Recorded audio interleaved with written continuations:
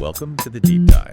Today we're jumping into, well, an absolutely fascinating collision of worlds. It really is. We're looking at the ironclad mental discipline you see in elite athletes, the subtle science of body language, and then these formalized and sometimes controversial strategies of human attraction. Yeah, the stack of sources is incredible. We've got everything from Kobe Bryant's psychological operating system, what he called the Mamba mentality, Right. all the way to specialized nonverbal theory like proxemics and even, texts on seduction methods used by mentalists. And just to be clear, our mission here isn't to judge the ethics of every single source. We're not teaching you how to shoot a fadeaway jumper either. No. Our goal is much sharper. We want to unpack the psychological leverage that people use when they're seeking mastery. Whether that's on a basketball court or in courtship. Exactly. We want to show you how the most effective skills are often the ones you can't even see. It's about calibration, not showmanship. That's the whole insight, isn't it? Mastery in any field, it just requires this incredible commitment to detail, to self-correction, and relentless study. And there are a few human interactions with higher biological stakes than trying to form a real attractive connection. Exactly. Okay, so let's start with that mindset, the Mamba mentality. Kobe Bryant's success, the sources all agree, it wasn't just raw talent, it was a psychological framework. A discipline, a total discipline. And, a lot of people know the name, but we need to break down the three core pillars because they translate so perfectly to relational mastery. Okay, so pillar number one is fearlessness and resiliency.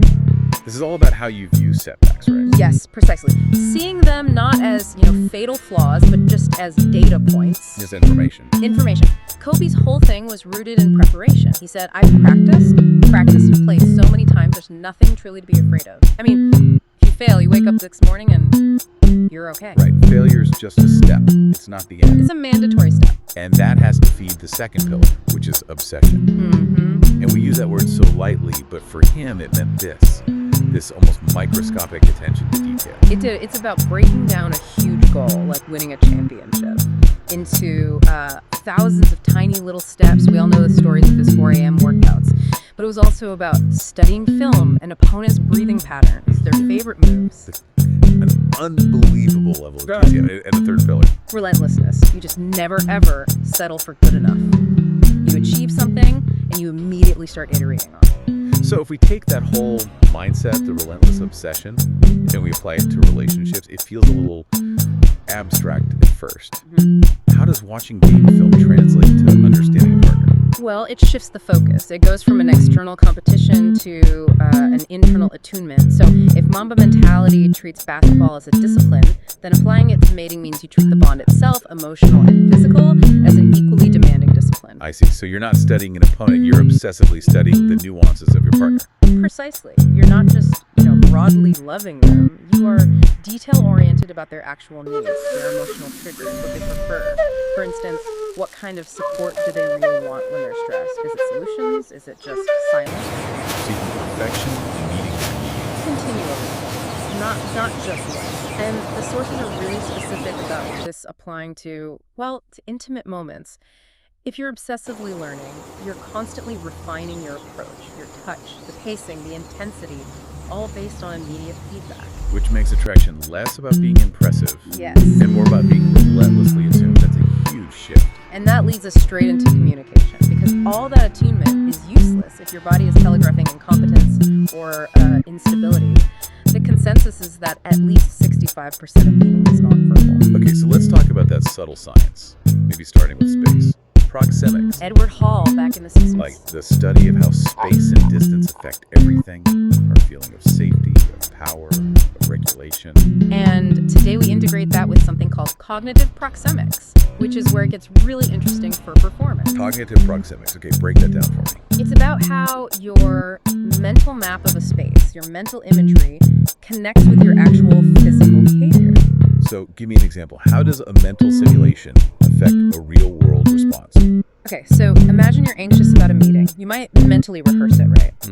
And if in your head you keep imagining yourself trapped in this tiny, hot office under a spotlight, that distorted mental picture of the space can trigger a real physiological response. Your heart rate goes up, your breathing gets shallow, and you haven't even walked into the room yet. So we feel pressure not just from physical closeness, but from our idea of the space. Yes. Which is why you need a social version of the fadeaway jump shot. Ah, the perfect analogy. The move Kobe or Michael Jordan perfected. They drive hard to the basket, the defender braces for impact, and then last second, they pivot and jump backwards, creating space. For a clean shot. Uncontested.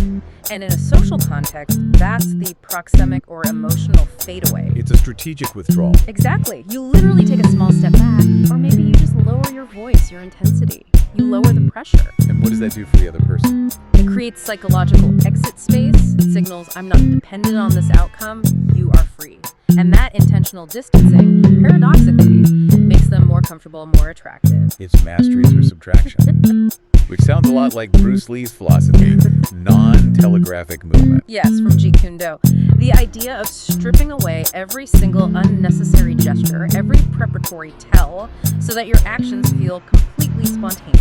And from a cognitive standpoint, why does that work? Well, think about it. If an action is telegraphed like a joke with a really long, obvious setup or some grand gesture to impress someone, the other person's brain flags it immediately as performative. It signals neediness. Neediness, which in the context of attraction is what the sources call a demonstration of lower value, a DLV. But when an action, a compliment, an invitation is non-telegraphed, it feels authentic. It just happens. That spontaneity lowers their defenses, it increases their receptivity. You just, Coffee Thursday works if you're free. Clean.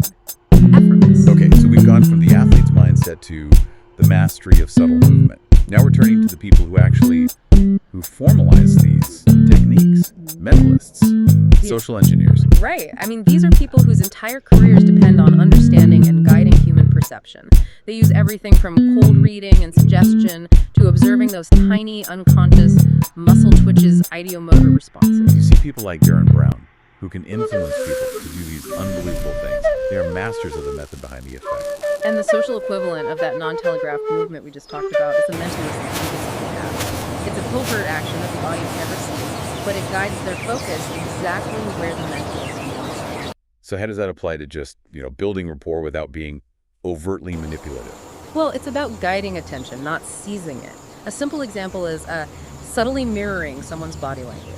Not copying them, but maybe matching their energy shift a second later. It's an invisible pass. They just feel understood or in sync with you without knowing why. And these ideas form the basis of these highly structured frameworks, like the M3 model: attract, build comfort, seduce from Erich von Markovic, or mystery. And central to that system is evaluating social value, the demonstration of higher value, DHV, versus the demonstration of lower value, DLV. So a DHV is anything that shows high status, social intelligence, that kind of thing. Right, being pre-selected by others, being charismatic. But, and this is the key point, the second you try to prove it, if you boast about your job or flash money around, it becomes a DLV. Instantly. Because trying too hard signals that you need their validation. Okay, I have to push back a little here, because the texts describe women using what they call a protection shield to fend off approaches. And the tactic they propose to get around this is the neg. This sounds very calculated, almost manipulative. It is absolutely calculated. So the sources claim that many people adopt a guarded or aloof posture, a shield, to manage attention. The neg is proposed as a tool to address that. It's an innocuous statement, a light, non-aggressive jab. And the goal of that is what, exactly? According to the sources, the goal is to signal a lack of neediness from the speaker. By briefly interrupting the person's assumed high status, it supposedly makes them lower their guard and maybe even crave a little validation. Again, we're just reporting what the sources state. The idea is to disarm the shield, not to insult. It's all about framing. Which brings us to the next concept, compliance testing. This seems critical for any relationship. It is. These are small, incremental tests. Asking a slightly more personal question, asking them to move with you to a different spot at the bar, asking them to hold your drink for a second. There's small hoops to jump through. Tiny hoops. And if the person complies, you reward them, maybe with an indicator of interest, an IOI, or just by continuing the fun conversation. You build what's called positive compliance momentum. And conversely, the mystery method specifically warns against the opposite. Negative compliance momentum. And this is a powerful concept that applies everywhere. It's when you fail to reward or you actively punish a positive behavior. So if someone shows you real interest or tries to engage, and you ignore it or you hit them with sarcasm, You are actively training them to stop engaging with you. It just kills the dynamic instantly. It's a universal principle. Okay, now that we've seen the methods, let's look at the evolutionary payoff. What modern archetypes are actually winning with these skills? We've got some pretty surprising 2025 survey data here. Yeah, and we see this clear split between what creates that initial spark and what actually leads to long-term happiness. Okay. For men, initial attraction still heavily favors jobs that signal high status, like finance, or high physical prowess, like athletes and performers. And what about the creatives, the musicians, and artists? They act as what's called a costly signal of good genes. I mean, mastering an instrument takes huge resources. So the sources suggest this correlates with a higher number of short-term partners, even if their income isn't high. It's a powerful initial attractor. But that's just the initial attraction. When you look at long-term satisfaction, the roles completely flip. They totally do. Long-term satisfaction is strongly correlated with professions trained in care and emotional regulation. Doctors, nurses, physical therapists. People who signal calm authority and can regulate a nervous system. Exactly. And teachers and professors also rank really high for demonstrating emotional literacy.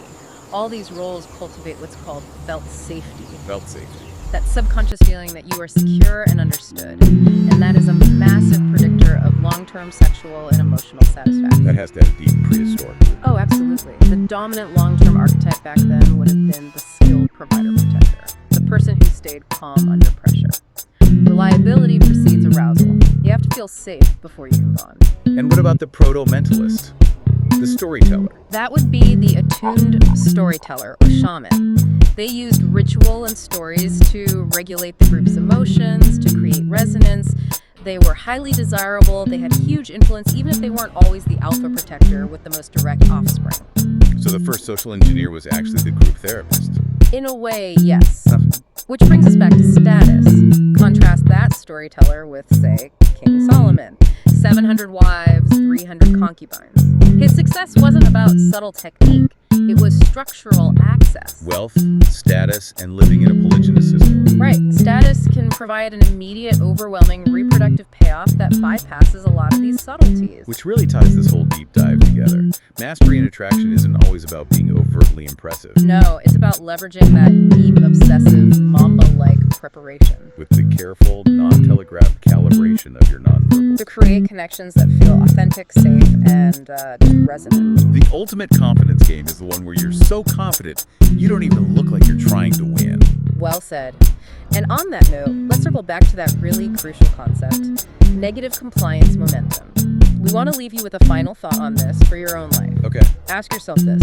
Where might you be unconsciously punishing your partner or a friend or even a colleague for showing positive interest or compliance? And what subtle shifts could you make to immediately reward their engagement instead? That is a profound thought to consider as you pursue mastery in your own interactions. Thank you for joining us for this deep dive into performance, psychology, and subtle leverage.